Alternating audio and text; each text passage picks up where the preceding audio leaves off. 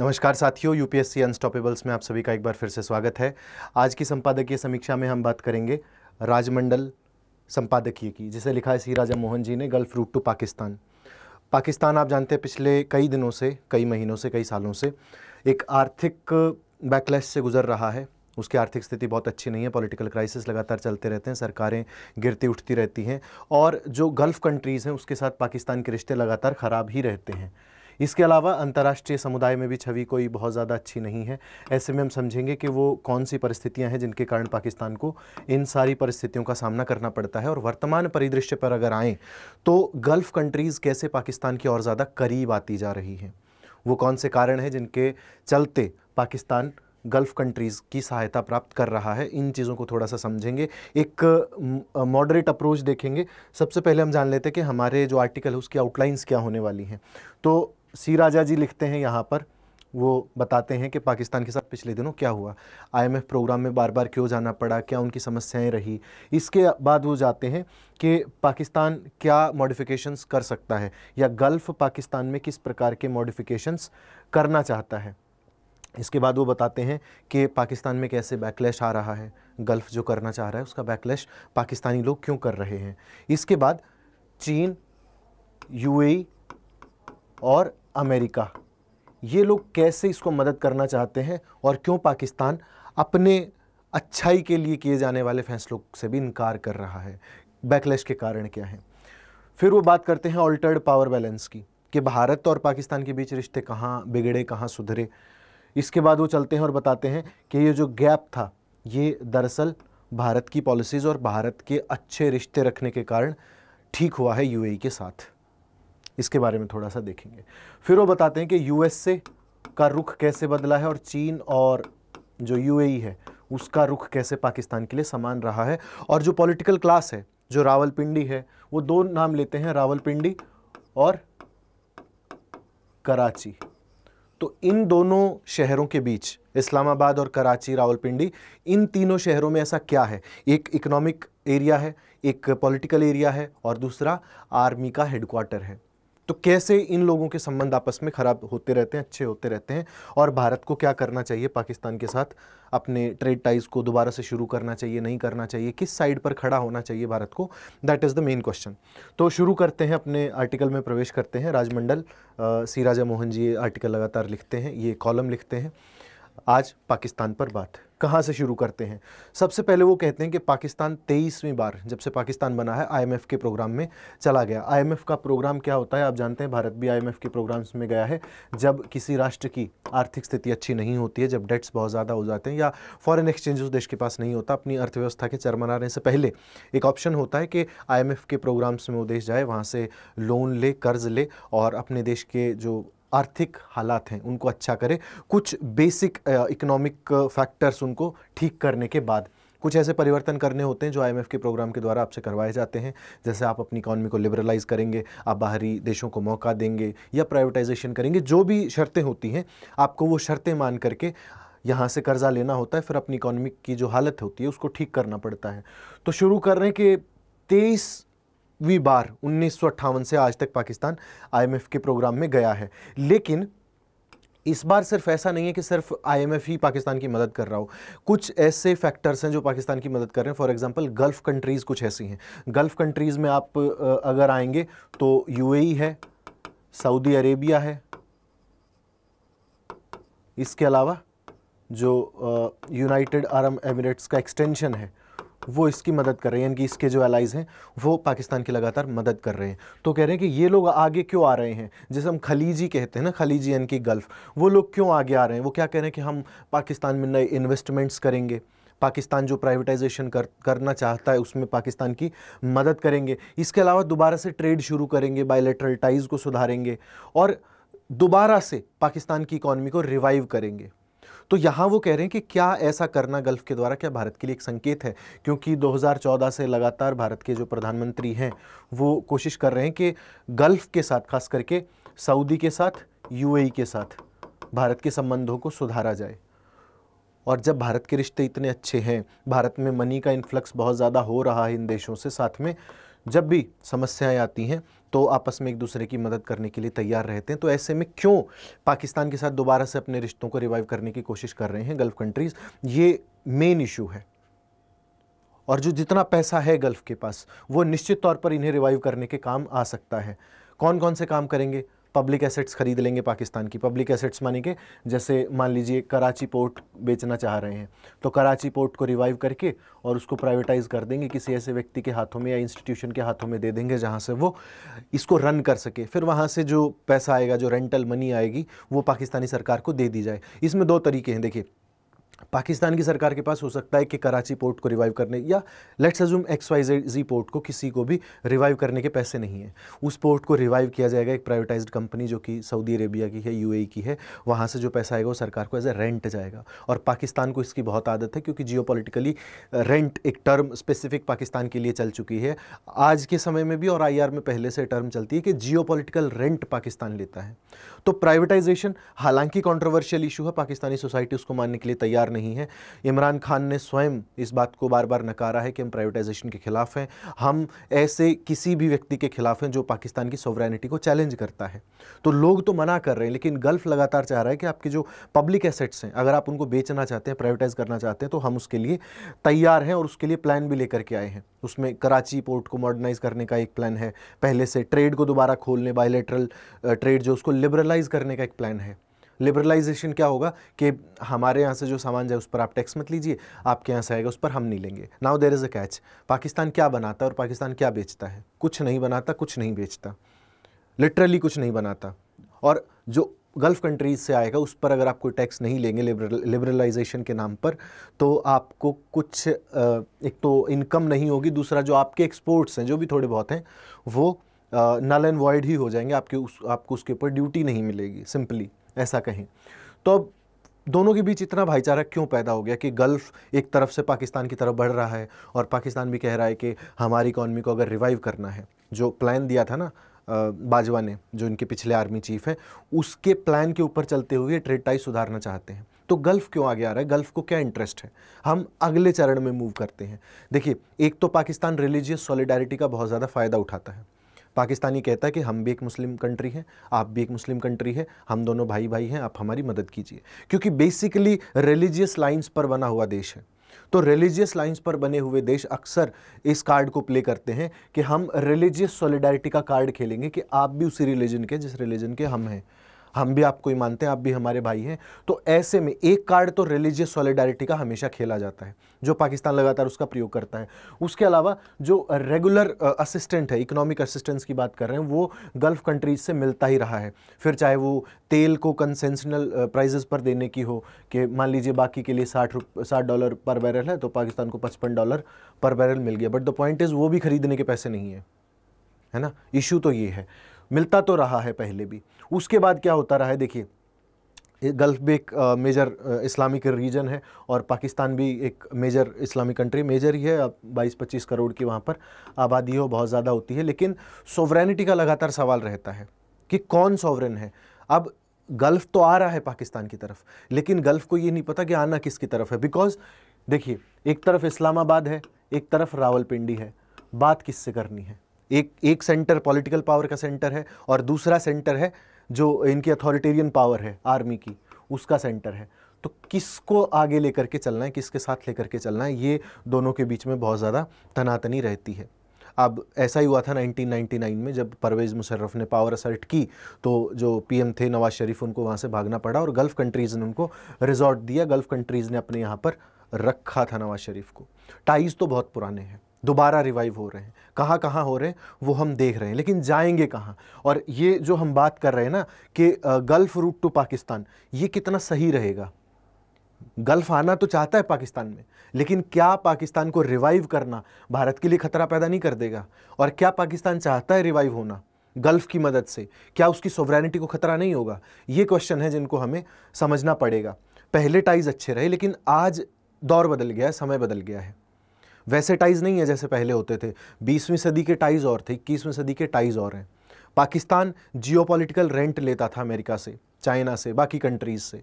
बहुत अच्छा था पाकिस्तान एक वक्त में, अगर हम बात करें 70s और 80s की, जब पाकिस्तान में पैसे का बहुत इन्फ्लक्स था।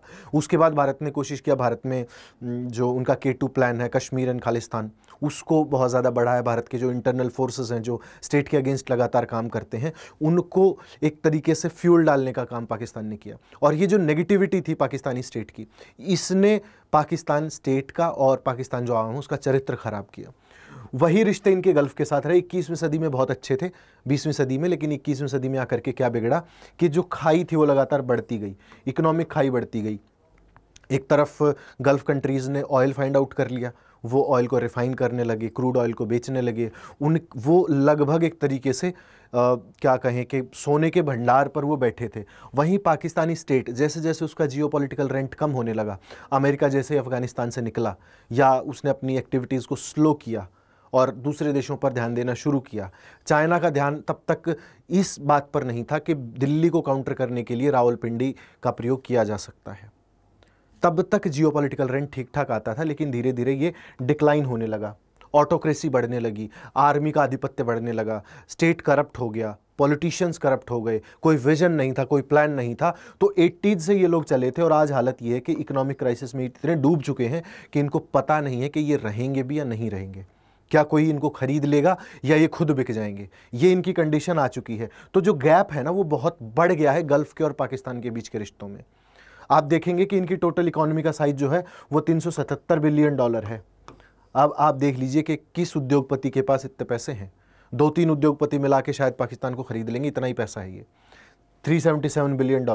और जो पर कैपिटा GDP है वो $1600 है। कल हमने देखा था, भारत की भी ज़्यादा नहीं है, भारत की भी बांग्लादेश से कम ही है, भारत की भी 1900-2000 के करीब है, लेकिन पाकिस्तान की तो बांग्लादेश और बाकी कई देशों से कम है, जबकि पाकिस्तान बहुत छोटा देश है और उसमें जो गैप्स हैं, कल्चरल गैप्स हैं, वो इतने ज़्यादा नहीं है जितने भारत में। भारत की इकोनॉमी का साइज़ बहुत बड़ा है, तो भारत को कंपेयर नहीं कर सकते एक छोटे स्टेट के साथ, लेकिन फिर भी ये बहुत कम है। फिर बातें लगातार होती हैं कि कोशिश की जाए इसको रिवाइव करने की। चलिए, गल्फ़ के साथ तो रिश्ते ख़राब हो गए, लेकिन बाकी देशों के साथ तो मिल करके रिवाइव किया जा सकता है, बिल्कुल किया जा सकता है। 2019 में इमरान खान ने एक बार कोशिश की थी कि इकॉनमी को सुधारेंगे, एक इस्लामिक ऑर्गेनाइजेशन बनाएंगे, कि इस्लामिक अलायंस बनाएंगे। वो मलेशिया और तुर्की के साथ मिल भी गए 2019 में, अलायंस बनाने की कोशिश की, लेकिन गल्फ़ कंट्रीज़ को ये पसंद नहीं आया कि जब आपको कुछ इकोनॉमिक सहायता चाहिए होती है तो आप हमारे पास आते हैं, जब पॉलिटिकल असिस्टेंस चाहिए होता है आपको वर्ल्ड कम्युनिटी में तब आप गल्फ़ कंट्रीज़ के पास आते हैं, लेकिन जब आपको अलायंस बनाना होता है वो भी इस्लामिक कंट्रीज़ का, हमारे ही अगेंस्ट काम करने के लिए आप मलेशिया और टर्की के पास जा रहे हैं, तब सऊदी अरेबिया ने और यूनाइटेड अरब एमिरेट्स ने इनको थोड़ा सा टाइट किया और इनके जो आर्मी चीफ थे कमर जावेद बाजवा, उनको कहा कि आप इनको थोड़ा सा संभालिए, और उसके बाद उनका डाउनफॉल शुरू होता है और कमर जावेद बाजवा ने ठीक ठाक एक डैमेज कंट्रोल कर लिया। तो जो सिग्निफिकेंस हम बात कर रहे हैं, गल्फ़ ऐसा नहीं है कि बिल्कुल दूर हो गया है, गल्फ़ अभी भी एक पॉजिटिव रोल प्ले कर सकता है, लेकिन क्या वो करना चाहता है? क्यों नहीं करना चाहेगा? क्योंकि जो भारत है बीच में, वो एक ऐसी कड़ी है जो शायद दोनों को कहीं ना कहीं दूर करने में भारत का फ़ायदा हो, ऐसा भारत समझता है। ठीक है, अभी इन्होंने क्या किया कि सबसे पहले तो इन्होंने इकोनॉमिक क्राइसिस जो पाकिस्तान में उसको दूर करने के प्रयास गल्फ़ कंट्रीज से किए, और जो राउंड ऑफ रिफॉर्म्स IMF ने इनको कहा है कि आप इनको थोड़ा सा इन प्लान्स को लागू कर लीजिए और अपने इकोनॉमी को रिफॉर्म कर लीजिए, तभी हम आपको बेल आउट पैकेज दे पाएंगे। अब ऐसा तो नहीं है कि पाकिस्तान सारी शर्तें मान गया है, ऑल्दो उन्होंने साइन की है, पर क्या वो इम्प्लीमेंट करेंगे? तो जब वो नहीं कर पाएंगे तो अगली बार जब बेल आउट में जाएंगे तो उनको दिक्कतें पैदा होंगी, ये बात उनको भी दिख रही है। इसीलिए शायद वो थोड़ा सा गल्फ़ कंट्रीज़ के करीब जा रहे हैं, और IMF के प्लान को इम्प्लीमेंट करने की ना तो इनकी पॉलिटिकल एपेटाइट है, ना तो इनकी आर्मी, ना इनके पॉलिटिकल स्ट्रक्चर उसको इम्प्लीमेंट करना चाहते हैं, ना वो ये चाहते हैं कि पाकिस्तान प्योरली अपनी बैकबोन पर खड़ा हो जाए। और इन्होंने लिखा है कि रूट एंड ब्रांच ओवरहॉल, यानी कि आमूल चूल परिवर्तन करना नहीं चाहता है पाकिस्तान, उनमें उतनी क्षमता ही नहीं है, पॉलिटिकल एपेटाइट ही नहीं है। 2-2 पासपोर्ट रख के इनके पॉलिटिशियंस घूमते हैं और समझते हैं कि हमारी जिम्मेदारी नहीं है पाकिस्तान। और जो जियोपॉलिटिकल रेंट है US से, चाइना से और अदर जो गल्फ़ कंट्रीज़ हैं, वो लगातार कम होता जा रहा है। पाकिस्तान नो डाउट बर्बादी के रास्ते पर है, जहाँ ना आर्मी लॉयल है, ना पॉलिटिशियंस लॉयल हैं, जनता भी लॉयल नहीं है, आवाम भी लॉयल नहीं है पाकिस्तान की अपने देश के प्रति। वो जिस तरीके से कार्य करते हैं लगातार यही कोशिश करते हैं कि कैसे कल से ज़्यादा गहरे गड्ढे में खुद को डाल लें। आप देख रहे हैं आईएमएफ के प्लान से बेल आउट लेकर के आए, लेकिन जो स्ट्रक्चरल चेंजेस उन्होंने कहे वो इंप्लीमेंट नहीं करना चाहते। भारत भी गया था, भारत ने इंप्लीमेंट किया, भारत को फ़ायदा हुआ। आज हमारी इकॉनमी का साइज़ बहुत बड़ा है। हम ये नहीं कह रहे कि कंपैरिजन होना चाहिए, लेकिन एक कोशिश दिखनी चाहिए कि आप लगातार कोशिश कर रहे हैं अपने देश को सुधारने की। ये मूल मुद्दा है किसी भी कार्य का। ठीक है, अब आगे चलते हैं इसी आर्टिकल में। वो कह रहे हैं कि रेंटल वैल्यू तो धीरे धीरे कम हो गई है पाकिस्तान की, और कारण वो बता रहे हैं। सबसे बड़ा कारण तो अफगानिस्तान है कि अफगानिस्तान से जैसे ही यूएसए ने आउट किया तो रेंटल वैल्यू कम हो गई। कैसे? देखिए, ये लेट्स अज्यूम कि भारत है, ठीक है, ये भारत है, ये कराची पोर्ट है, इधर पाकिस्तान है और ये अफ़गानिस्तान है। तो यहाँ से रास्ता चाहिए अपने ट्रूप्स को ले जाने के लिए और रसद पहुँचाने के लिए, अटैक्स करने के लिए, पाकिस्तानी आर्मी को ट्रेन करने के लिए, जैसा कहा गया था। परवेज़ मुशर्रफ खुद लिखते हैं कि हम तो एक भाड़े की फ़ौज थे, हमारे जो मुजाहिद हैं वो लड़े हैं अफ़गानिस्तान में जाकर के। व्हाट डज़ इट मीन हमारे लोग मरे हैं? वो ये कहना चाह रहे हैं कि यहाँ से आर्मी ट्रेन हुई है और अफ़गानिस्तान में एक्सपोर्ट की गई है। तो जब ऐसा होता है तो आपको जियोपॉलिटिकल रेंट आता है। एक तो आपकी आर्मी को लड़ने के लिए पैसा दिया जा रहा है, दूसरा आपको ट्रांसपोर्टेशन के लिए पैसा दिया जा रहा है, चौथा आपको हथियार दिए जा रहे हैं। जब आपको इतनी फैसिलिटीज़ कोई कंट्री प्रोवाइड कर रहा है ऑलरेडी, तो आप क्यों ऐसा करना चाहेंगे कि अपने आप को विकसित करें? ऑल्दो बीजिंग जो है वो ऑलरेडी बहुत ज़्यादा इन्वेस्टेड है अभी भी, उसमें OBR है, वन बेल्ट वन रोड जो इनिशिएटिव है, उसके लिए पाकिस्तान को बहुत ज़्यादा पैसा मिला है। लेकिन पिछले दिनों क्या हुआ कि एक यहाँ कोई साइट थी, वहाँ पर कुछ पाकिस्तानी सोल्जर्स को मार दिया वहाँ के लोकल्स ने या आर्मी वालों ने, ऐसा रिपोर्ट्स में आया। और उन्होंने कहा कि एसी का कंप्रेसर का पाइप फट गया। ठीक है, उसके बाद ये होल्ड पर चला गया और उसके बाद इनका इन्वेस्टिगेशन किया गया। इन्वेस्टिगेशन में जो निकला उसको अभी तक के लिए कॉन्फिडेंशियल रखा गया। ऐसा माना जा रहा है कि पाकिस्तानी स्टेट की गलती है। तो ऐसे में कैसे किसी देश के साथ आपके रिश्ते अच्छे रह सकते हैं, समझने की बात ये है। तो अमेरिका से रिश्ते ख़राब हो गए, बीजिंग से लगभग ख़राब होने वाले हैं। अब उनके पास जो एक ऑप्शन बचता है वो गल्फ़ का ही बचता है, क्योंकि गल्फ़ के पास जितना पैसे का फ़्लो है उतना ही फ़्लो इन देशों के पास था, लेकिन ये देने को तैयार नहीं है। गल्फ़ देने को तैयार है, इनकी मदद करने को तैयार है। ठीक है, अब वो दोबारा से आगे आ रहे हैं, फ्रेश बिडर्स बन के आ रहे हैं, नई बोली लगाने वाले कि अमेरिका और चाइना तो लगा चुके, अब हमारी बारी है बोली लगाने की। ठीक है, और शायद वो उनकी पाकिस्तान की इकॉनमी को रिवाइव करने में अच्छी खासी मदद भी कर सकते हैं। पिछले दिनों यूएसए ने कोशिश की थी कि जो पाकिस्तान को लोन मिलने वाला है उसमें उसकी मदद की जाए। एक तरीके से ये कहा जाए, जो वर्ल्ड कम्युनिटी है, IMF खास करके, कि आप पाकिस्तान को लोन दीजिए, उनकी अर्थव्यवस्था की हालत ठीक होने दीजिए। लेकिन संकट ये आ गया कि धीरे धीरे अमेरिका से दूर जाता गया पाकिस्तान, और अब अमेरिका कोशिश करता है कि मैक्सिमम प्रेशर डाला जाए IMF के ऊपर कि पाकिस्तान को हार्डेस्ट टर्म्स पर लोन मिले, बेल आउट पैकेज मिले, ऐसी कोशिश करता है। उसके बाद जो गल्फ़ कंट्रीज़ हैं, चीन है, वो लगातार सपोर्ट करता है, वो लगातार कहते हैं कि आप इनको लोन दीजिए। वर्ल्ड फ्रेटर्निटी से भी यही आग्रह करता है कि आप उनको लोन दिलवाइए, ईजी कंडीशंस पर दिलवाइए, भरने के लिए ज़्यादा लंबा समय दीजिए, ज़्यादा पैसा दीजिए और मदद करिए उनकी इकॉनमी को सुधारने की। बट द पॉइंट इज़, क्या पाकिस्तान करना चाहता है ये? क्या पाकिस्तान करना चाहता है अपने आप में? That is the point. और इसीलिए वो आगे कहते हैं कि सिर्फ एक ही व्यक्ति है और जो उनके आर्मी चीफ हैं वो ऐसा कर सकते हैं। अभी जो है वो आसिम मुनीर है, तो आसिम मुनीर कर सकते हैं, कमर जावेद बाजवा कर सकते हैं, क्योंकि कमर जावेद बाजवा ने जियो पॉलिटिक्स से हटके जियो इकोनॉमिक्स की बात की थी कि आप पैसे पर मत जाइए, जियो पॉलिटिक्स पर मत जाइए कि आपको कहाँ से कितना जियो पॉलिटिकल रेंट आता है। आप कोशिश कीजिए कि जो आपकी स्ट्रेटेजिक लोकेशन है उसको आप इस तरीके से डिज़ाइन करें, इस तरीके से उसका प्रयोग करें कि वहाँ से आपको इकोनॉमिकली फ़ायदा हो। लेट्स अज्यूम कि हमने मैप बना, यहाँ पर अफ़गानिस्तान है, तो अगर अफ़गानिस्तान को कोई माल सप्लाई करना है तो हमारे यहाँ से करें, वो रेंट हमें आए, जियो इकोनॉमिक्स हम प्रयोग करें। ऐसा वो आर्मी चीफ के लिए कहते हैं। लेकिन वही है कि क्या उनमें पॉलिटिकल एपेटाइट है या नहीं है, क्योंकि IMF तो कोशिश कर चुका है। पिछले दिनों IMF ने कोशिश की, वहाँ के जो ऑफिशियल्स हैं वो मिले डिफरेंट पॉलिटिकल पार्टीज से और एक कंसेंसस बनाने का प्रयास किया गया कि सारे लोग एक पेज पर आ जाएं और मिल करके बैठ करके बात करें कि भाई आप अपनी इकॉनमी को सुधार लीजिए। लेकिन 2021 में इमरान खान खुद जो पेनफुल रिफॉर्म्स हैं IMF के, उस प्लान की धज्जियां उड़ा चुके हैं और जो रिफॉर्म प्रोग्राम था उसको अबेंडन कर चुके हैं। तो ना तो पुराने वाले प्रधानमंत्री करने वाले, ना नए वाले प्रधानमंत्री की इच्छा है। आर्मी जनरल इसमें बहुत ज़्यादा इंटरेस्ट ले नहीं रहे हैं, तो फिर कौन पाकिस्तान की हालत को सुधारेगा, ये सवाल है। और गल्फ कब तक पैसा इन्फ्लक्स करके इनको बचाएगा, IMF कब तक पैसा इन्फ्लक्स करके इनको बचाएगा, ये क्वेश्चन है। ठीक है, तो आसिम मुनीर बचा सकते थे, लेकिन क्या वो बचाना चाहते हैं, ये एक मेजर सवाल बनता है यहाँ पर। पॉलिटिकल चैलेंज बहुत सारे हैं, खास करके गल्फ कंट्रीज़ के साथ और पाकिस्तान के साथ बहुत सारे चैलेंजेस हैं। सबसे पहले तो जो एक्सपेंडिंग रोल है ना गल्फ कैपिटल का, वो बहुत ज़्यादा है।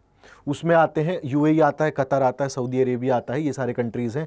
पॉलिटिकल इन्फ्लुएंस बहुत ज़्यादा है, स्ट्रेटेजिक हेफ्ट बहुत ज़्यादा है, स्ट्रेटेजिकली बहुत साउंड है, पैसा बहुत है, और वर्ल्ड ऑर्डर में अपनी जगह रखते हैं, है ना। इस्लामिक वर्ल्ड के लीडर्स इनको कहा जाता है।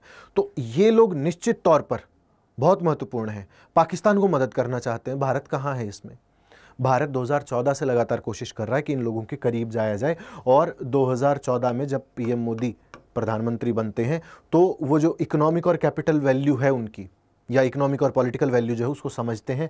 UAE और सऊदी अरेबिया के साथ स्ट्रेटेजिक पार्टनरशिप बनाते हैं, वहाँ विजिट करते हैं, और अपने लोगों को जो पैसा वहाँ पर मिलता है, वो वहाँ से जो पैसे भेजते हैं यहाँ पर, उसके लिए प्रेज़ करते हैं इन लोगों की, अच्छा वर्क इन्वायरमेंट मिले, इसके लिए लगातार कोशिश करते रहते हैं। लेकिन अब गल्फ़ जो क्या चाहता है, गल्फ़ चाहता है कि ट्रायंगुलर डायनामिक तीनों के बीच बने, इंडिया, पाकिस्तान और गल्फ़ के बीच में। यानी कि भारत की नज़र से भी गल्फ़ ये नहीं चाहता कि हम भारत को नाराज़ करके गल्फ़ के साथ अच्छे, पाकिस्तान के साथ अच्छे रिश्ते कर लें।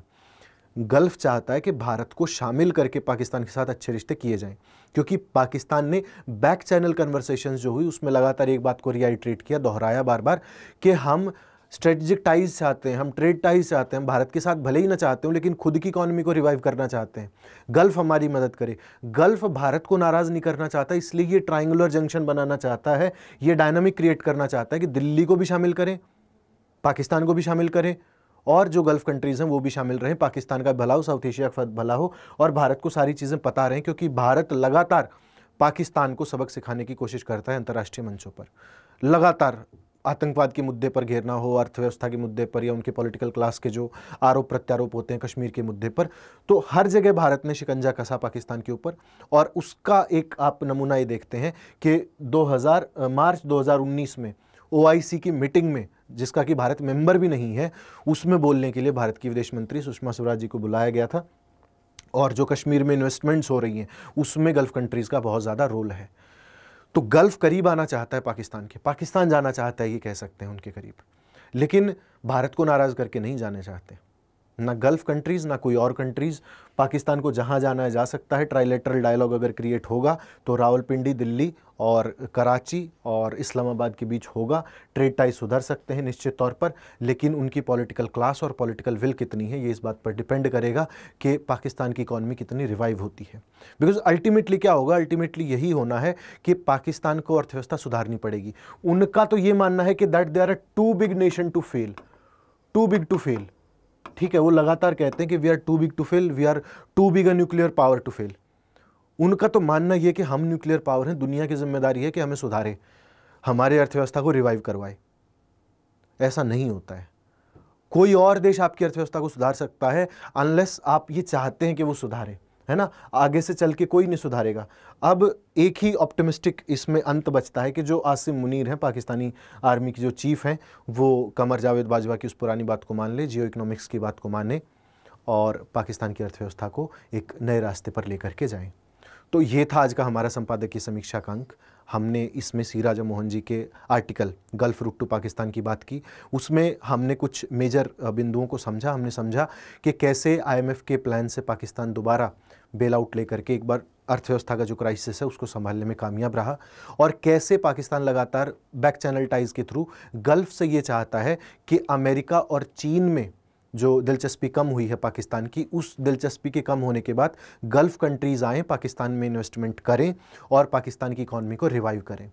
पाकिस्तानी लोग ये बिल्कुल नहीं चाहते हैं, क्योंकि जिस प्रकार के फैसले गल्फ़ कंट्रीज़ लेंगी पाकिस्तान के हित में, वो उनके लिए बहुत ज़्यादा खतरनाक होंगे।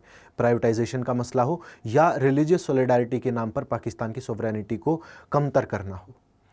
साथ ही गल्फ़ कंट्रीज़ भी ये नहीं चाहते कि दिल्ली को नाराज़ करके वो पाकिस्तान की अर्थव्यवस्था को सुधारें।